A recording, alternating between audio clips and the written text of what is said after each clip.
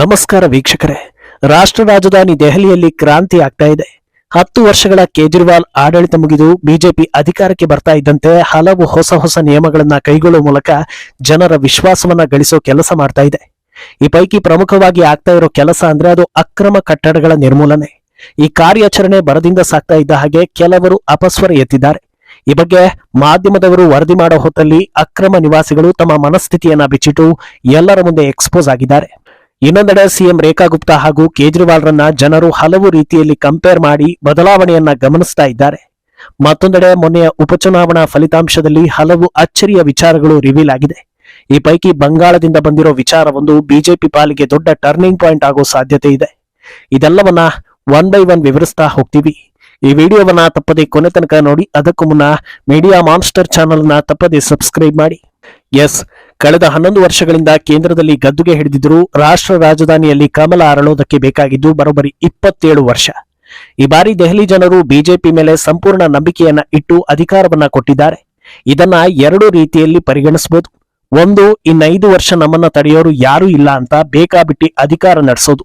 ಇಲ್ಲ ಅಂದ್ರೆ ಇನ್ನು ಹಲವು ಅವಧಿ ನಮ್ಮನ್ನ ಯಾರಿಗೂ ಅಲ್ಲಾಡಿಸೋದಕ್ಕೆ ಸಾಧ್ಯವಾಗಬಾರದು ಅನ್ನೋ ರೀತಿಯಲ್ಲಿ ಜನಪರ ಕೆಲಸ ಮಾಡೋದು. ಸದ್ಯದ ಮಟ್ಟಿಗೆ ಬಿಜೆಪಿ 2ನೇ ದಾರಿ ಹಿಡಿದಿರೋ ಲಕ್ಷಣಗಳು ಕಾಣಿಸ್ತಾ ಇದೆ. ಸಿಎಂ ರೇಖಾ ಗುಪ್ತಾ ಕೈಗೊಂಡ ಹಲವು ಕ್ರಾಂತಿಕಾರಿ ನಿರ್ಧಾರಗಳ ಪೈಕಿ ದೆಹಲಿಯ ಸ್ಲಂಗಳ ನಿರ್ವಹಣೆ ಹಾಗೂ ಅಕ್ರಮ ಕಟ್ಟಡಗಳ ಡೆಮಾಲಿಷನ್ ಡ್ರೈವ್ ಕೂಡ ಒಂದು. ಈ ಹೊತ್ತಲ್ಲಿ ಕೆಲವೊಂದು ಬೆಚ್ಚಿಬೀಳೋ ವಿಚಾರಗಳನ್ನ ಮಾಧ್ಯಮದವರು ಸೆರೆ ಹಿಡಿದಿದ್ದಾರೆ. ಡೆಮಾಲಿಷನ್ ಡ್ರೈವ್ಗೂ ಮುನ್ನ ಯಾವೆಲ್ಲ ಏರಿಯಾಗಳಿಗೆ ನೋಟಿಸ್ ನೀಡಲಾಗಿದೆಯೋ ಅಲ್ಲಿಗೆ ಪತ್ರಕರ್ತೆಯೊಬ್ಬಳು ಹೋಗಿ ಜನರನ್ನ ಮಾತಾಡಿಸ್ತಾಳೆ. ನೀವೆಲ್ಲ ಇಲ್ಲಿ ಅಕ್ರಮವಾಗಿ ವಾಸಿಸ್ತಾ ಇದ್ದೀರಿ ಅನ್ನೋ ವಿಷಯ ನಿಮಗೆ ಗೊತ್ತಿದೆ ಅಲ್ವಾ ಅಂತ ಕೇಳ್ತಾಳೆ. ಬಹುತೇಕರು ಸರಿಯಾಗಿ ಉತ್ತರ ಕೊಡೋದಿಲ್ಲ. ಇನ್ನು ಕೆಲವರಂತೂ ಇಲ್ಲಿಗೆ ಬಂದಿದ್ದು ಯಾಕೆ, ಕ್ಯಾಮೆರಾ ಎಲ್ಲ ತಂದು ಶೂಟ್ ಮಾಡೋ ಹಾಗಿಲ್ಲ ಅಂತ ಧಮ್ಕಿ ಹಾಕೋದಕ್ಕೆ ನೋಡ್ತಾರೆ. ಆದ್ರೆ ಯಾರಿಗೂ ಹೆದರದ ಆ ಯುವತಿ, ನೀವೆಲ್ಲ ಅಕ್ರಮವಾಗಿ ವಾಸಿಸ್ತಾ ಇದ್ದೀರಾ ನೆನಪಿರ್ಲಿ, ಯಾಕೆ ಇಲ್ಲಿದ್ದೀರಾ ಅನ್ನೋದನ್ನ ಪಟ್ಟು ಬಿಡದೆ ಕೇಳ್ತಾಳೆ. ಈ ವೇಳೆ ಮಾತಾಡೋ ಒಬ್ಬ ಯುವಕ, ಈ ಜಾಗವೆಲ್ಲ ನಮ್ಮದೇ ಅಂತ ಹೇಳ್ತಾನೆ. ಅದಕ್ಕೆ ಪ್ರತಿಕ್ರಿಯಿಸುವ ಆಕೆ, ನಿಮ್ಮದು ಅನ್ನೋದಕ್ಕೆ ಪ್ರೂಫ್ ಏನಾದ್ರೂ ಇದೆಯಾ, ದಾಖಲೆಗಳು ಇದೆಯಾ, ಖರೀದಿ ಮಾಡಿದ್ದೀರಾ ಅಂತ ಪ್ರಶ್ನೆ ಮಾಡ್ತಾಳೆ. ಅದಕ್ಕೆ ಉತ್ತರಿಸುವ ಆತ, ನಾನು ಹುಟ್ಟಿದ್ದೇ ಇಲ್ಲಿ, 60-70 ವರ್ಷಗಳಿಂದ ಇಲ್ಲೇ ಇದ್ದೀವಿ, ಆದ್ರಿಂದ ಈ ಜಾಗ ನಮ್ಮದು ಅಂತ ಹೇಳ್ತಾನೆ. ಇದಕ್ಕೆ ಪ್ರತಿಕ್ರಿಯಿಸುವ ಆಕೆ, ಹಾಗಾದ್ರೆ ನಾನು ಹುಟ್ಟಿದ್ದು ಹಾಸ್ಪಿಟಲ್ ನಲ್ಲಿ, ಹಾಗಂತ ಆಸ್ಪತ್ರೆ ನಂದು ಅಂತ ಹೇಳಿದ್ರೆ ಅರ್ಥ ಇರುತ್ತಾ ಅಂತ ಕೇಳ್ತಾಳೆ. ಇನ್ನು ಅದೇ ಏರಿಯಾದಲ್ಲಿ ಇನ್ನೊಬ್ಬ ಮಹಿಳೆಯನ್ನ ಪ್ರಶ್ನಿಸ್ತಾ ಹೋಗ್ತಾಳೆ. ನೀವಿರೋ ಜಾಗ ನಿಮ್ಮದಲ್ಲ, ನೀವೆಲ್ಲ ಅಕ್ರಮವಾಗಿ ಇಲ್ಲಿ ನೆಲೆಸಿದ್ದೀರಾ, ಸರ್ಕಾರ ಇದನ್ನೆಲ್ಲ ಬುಲ್ಡೋಸ್ ಮಾಡೋದಕ್ಕೆ ಬರ್ತಾ ಇದೆ ಅನ್ನೋ ವಿಷಯ ನಿಮಗೆ ಗೊತ್ತಾ ಅಂತ ಕೇಳ್ತಾಳೆ. ಬಂದ್ರೆ ಬರ್ಲಿ, ಏನಾಗುತ್ತೋ ನೋಡ್ತೀವಿ ಅಂತ ಆ ಮಹಿಳೆ ಉತ್ತರಿಸ್ತಾಳೆ. ಸರಿ, ನೀವಿರೋ ಮನೆಗೆ ರೆಂಟ್ ಕೊಡ್ತಾ ಇದ್ದೀರಾ ಅಂತ ಕೇಳಿದ್ರೆ, ರೆಂಟ್ ಎಲ್ಲ ಇಲ್ಲ, ಇದೆಲ್ಲ ನಮ್ಮದೇ ಜಾಗ ಅಂತ ಉತ್ತರಿಸ್ತಾ ಹೋಗ್ತಾಳೆ. ಎಷ್ಟು ಜನ ಇದ್ದೀರಿ ಅಂತ ಕೇಳಿದ್ರೆ, ನಮ್ಮ ಇಡೀ ಫ್ಯಾಮಿಲಿ ಇಲ್ಲಿದೆ ಅಂತ ಹೇಳ್ತಾಳೆ. ಒಬ್ಬ ಹೆಂಗಸು ನನಗೆ 7 ಮಕ್ಕಳು ಅಂತಾಳೆ, ಇನ್ನೊಬ್ಳು ನನಗೆ 6 ಮಕ್ಕಳು ಅಂತ ಹೇಳ್ತಾಳೆ. ಸರ್ಕಾರ ಈ ಕಟ್ಟಡಗಳನ್ನೆಲ್ಲ ಉರುಳಿಸುತ್ತೆ, ಆಗ ಎಲ್ಲಿಗೆ ಹೋಗ್ತೀರಾ ಅಂತ ಕೇಳ್ತಾಳೆ. ಅದಕ್ಕೆ ಉತ್ತರಿಸೋ ಆ ಮಹಿಳೆ, ನಾವು ಕೋರ್ಟ್ಗೆ ಹೋಗ್ತೀವಿ, ಲೀಗಲ್ ಆಕ್ಷನ್ ತಗೊಳ್ತೀವಿ ಅಂತಾಳೆ. ಇದಕ್ಕೆ ಪ್ರತಿಕ್ರಿಯಿಸೋ ಪತ್ರಕರ್ತೆ, ಇಷ್ಟೆಲ್ಲ ಮಾಡೋ ಬದಲು ಅದೇ ದುಡ್ಡಲ್ಲಿ ಮನೆ ಕಟ್ಕೊಂಡು ಲೀಗಲ್ ಆಗಿ ಬದುಕೋದಕ್ಕೆ ಆಗೋದಿಲ್ವಾ ಅಂತ ಪ್ರಶ್ನಿಸ್ತಾಳೆ. ಅದಕ್ಕೆ ಉತ್ತರ ಬರೋದಿಲ್ಲ.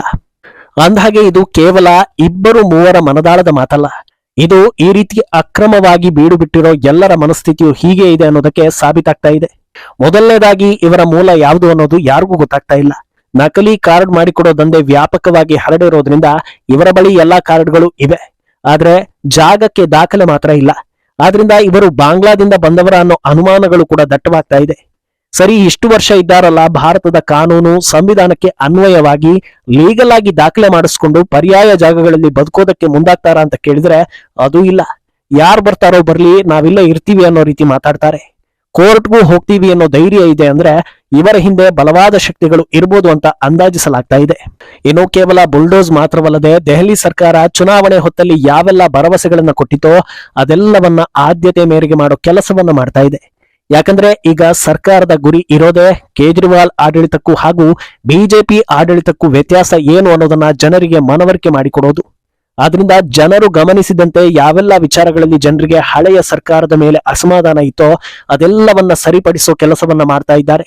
ಪ್ರಮುಖವಾಗಿ PWD ಇಲಾಖೆಗಳಿಗೆ ಖಡಕ್ ಸೂಚನೆ ಕೊಡುವ ಮೂಲಕ ದೆಹಲಿಯ ರಸ್ತೆಗಳನ್ನ ದುರಸ್ತಿ ಮಾಡಲಾಗ್ತಾ ಇದೆ. ಸಣ್ಣ ಪುಟ್ಟ ಗುಂಡಿಗಳನ್ನು ಹುಡುಕಿ ಮುಚ್ಚೋ ಕೆಲಸ ಆಗ್ತಾ ಇದೆ. ಖುದ್ದು DCM ಪರಮೇಶ್ ವರ್ಮಾ ಸೇರಿದಂತೆ ಪ್ರಮುಖ ನಾಯಕರೇ ಬೀದಿಗಿಳಿದು ಕೆಲಸ ಕಾಮಗಾರಿಗಳನ್ನ ವಾಚ್ ಮಾಡ್ತಾ ಇದ್ದಾರೆ. ಭ್ರಷ್ಟಾಚಾರಕ್ಕೆ ಪೂರಕವಾಗಿದ್ದ ಕೇಜ್ರಿವಾಲ್ ಕಾಲದ ಎಲ್ಲಾ ಕಾನೂನುಗಳನ್ನ ತೆಗೆದುಹಾಕಿ ಜನಪರ ನಿಯಮಗಳನ್ನ ಜಾರಿ ಮಾಡ್ತಾ ಇದ್ದಾರೆ. ಕಾಂಗ್ರೆಸ್ ಕಾಲದಲ್ಲಿ ಲೈಸೆನ್ಸ್ ರಾಜ್ ಅಂತ ಗುರುತಿಸಿಕೊಳ್ಳುವ ಮಟ್ಟದಲ್ಲಿ ಸರ್ಕಾರದ ನಿಯಮಗಳಿದ್ವು. ಜನರು ಇದರಿಂದ ಬೇಸತ್ತಿದ್ರು. ಆದ್ರೆ ರೇಖಾ ಗುಪ್ತಾ ನೇತೃತ್ವದಲ್ಲಿ ಜನರ ಜೀವನ ಸುಲಭವಾಗ್ತಾ ಇರೋದು ಗಮನಾರ್ಹ ಎನ್ನಿಸ್ತಾ ಇದೆ. ಇನ್ನು ಹಲವು ಭ್ರಷ್ಟಾಚಾರ ಆರೋಪಗಳನ್ನು ಹೊತ್ತಿದ್ದ ಕೇಜ್ರಿವಾಲ್ ಆಡಳಿತಕ್ಕಿಂತ ಹೆಚ್ಚಾಗಿ ಶೀಶ್ ಮಹಲ್ ಹಾಗೂ ತಿಹಾರ್ ಜೈಲಲ್ಲಿ ಕಾಲ ಕಳೆದಿದ್ರು. ಆದರೆ ರೇಖಾ ಗುಪ್ತಾ ಜನರ ಕಣ್ಣಿಗೆ ಕಾಣಿಸೋ ಹಾಗೆ ಸಾರ್ವಜನಿಕ ವಲಯದಲ್ಲೇ ಗುರುತಿಸಿಕೊಡ್ತಾ ಇದ್ದಾರೆ. ಪ್ರತಿದಿನ ಒಂದಲ್ಲ ಒಂದು ಅಭಿವೃದ್ಧಿ ಕೆಲಸಗಳಲ್ಲಿ ಬ್ಯುಸಿಯಾಗಿರ್ತಾ ಇದ್ದು ಗ್ರೌಂಡ್ ಲೆವೆಲ್ಗೆ ಇಳಿದು ಕೆಲಸ ಮಾಡ್ತಾ ಇದ್ದಾರೆ. ಅಂದಹಾಗೆ ಬಿಜೆಪಿ ಈ ಲೆವೆಲ್ಗೆ ಕೆಲಸ ಮಾಡ್ತಾ ಇರೋದಕ್ಕೆ ಇನ್ನೊಂದು ಕಾರಣವೂ ಇದೆ. ಅದೇನೆಂದರೆ ಮೊನ್ನೆಯ ಬೈ ಎಲೆಕ್ಷನ್ ನಲ್ಲಿ ಗುಜರಾತ್ನಲ್ಲಿ ಆಪ್ಗೆ ಒಂದು ಸೀಟ್ ಬಂದಿರೋದು. ಇಷ್ಟೆಲ್ಲ ಆರೋಪ ಇದ್ರೂ ಆಪ್ ಗೆಲ್ಲುತ್ತೆ ಅಂದ್ರೆ ಇದನ್ನ ಈಸಿಯಾಗಿ ತಗೊಳ್ಳಬಾರದು ಅಂತ ದೆಹಲಿಯತ್ತ ಹೆಚ್ಚಿನ ಗಮನವನ್ನ ಇರಿಸಿದೆ. ಇನ್ನು ಇತ್ತ ಬಂಗಾಳದಿಂದ ಸ್ಫೋಟಕ ವಿಚಾರವೊಂದು ಬರ್ತಾ ಇದೆ. ಮೊನ್ನೆ ನಡೆದ ಬೈ ಎಲೆಕ್ಷನ್ ನಲ್ಲಿ ತೃಣಮೂಲ ಕಾಂಗ್ರೆಸ್ ಗೆದ್ದು ಬೀಗಿದೆ. ಕಾಲಿಗಂಜ್ ವಿಧಾನಸಭಾ ಕ್ಷೇತ್ರದಲ್ಲಿ ನಡೆದ ಚುನಾವಣೆಯಲ್ಲಿ ಟಿಎಂಸಿ ಅಭ್ಯರ್ಥಿ ಆಲಿಫಾ ಅಹಮದ್ ಗೆದ್ದು ಬೀಗಿದರು. ಅದು ಕೂಡ ಸಣ್ಣ ಪುಟ್ಟ ಮಟ್ಟದಲ್ಲ, ಬರೋಬ್ಬರಿ 50,000 ವೋಟ್ ಮಾರ್ಜಿನ್ ನಿಂದ ಗೆದ್ದಿದ್ದಾರೆ. 2021ರ ಎಲೆಕ್ಷನ್ಗಿಂತಲೂ 4,000 ವೋಟ್ ಜಾಸ್ತಿ ಗಳಿಸುವ ಮೂಲಕ ಪ್ರಾಬಲ್ಯ ಮೆರೆದಿದ್ದಾರೆ ಅನ್ನೋ ನ್ಯೂಸ್ ಬಂತು. ಅಲ್ಲದೆ ಈ ಕ್ಷೇತ್ರದ 74 ಮುಸ್ಲಿಂ ಡಾಮಿನೇಟೆಡ್ ಬೂತ್ನಲ್ಲಿ 38,928 ವೋಟ್ಗಳ ಪೈಕಿ ಬಿಜೆಪಿಗೆ ಬಂದಿದ್ದು ಕೇವಲ 429 ವೋಟ್ ಅನ್ನೋದು ದೊಡ್ಡ ಮಟ್ಟದಲ್ಲಿ ವೈರಲ್ ಆಯಿತು. ಬಂಗಾಳದಲ್ಲಿ ತಿಪ್ಪರ್ಲಾಗ ಹಾಕಿದರೂ ಬಿಜೆಪಿ ಗೆಲ್ಲೋದಿಲ್ಲ ಅಂತ ವಿಪಕ್ಷಗಳು ಕೇಕೆ ಹಾಕಿ ನಕ್ಕಿದ್ದು ಆಯಿತು. ಆದ್ರೆ ಇದೇ ರಿಸಲ್ಟ್ ನಲ್ಲಿ ಇನ್ನೊಂದು ವಿಚಾರ ಕೂಡ ಇತ್ತು ಅನ್ನೋದು ಈಗ ವೈರಲ್ ಆಗ್ತಾ ಇದೆ. ಕಾಲಿಗಂಜ್ ಕ್ಷೇತ್ರ ಮುಸ್ಲಿಂ ಡಾಮಿನೇಟೆಡ್ ಅಂತಲೇ ಗುರುತಿಸಿಕೊಂಡಿರೋ ಕ್ಷೇತ್ರ. ಅಲ್ಲಿ ಅಲ್ಪಸಂಖ್ಯಾತ ಅಭ್ಯರ್ಥಿ ಗೆಲ್ಲೋದರಲ್ಲಿ ಯಾವುದೇ ಆಶ್ಚರ್ಯ ಇಲ್ಲ. ಆದ್ರೆ ಅದೇ ಕ್ಷೇತ್ರದಲ್ಲಿ 105 ಹಿಂದೂ ಡಾಮಿನೇಟೆಡ್ ಬೂತ್ಗಳಿವೆ.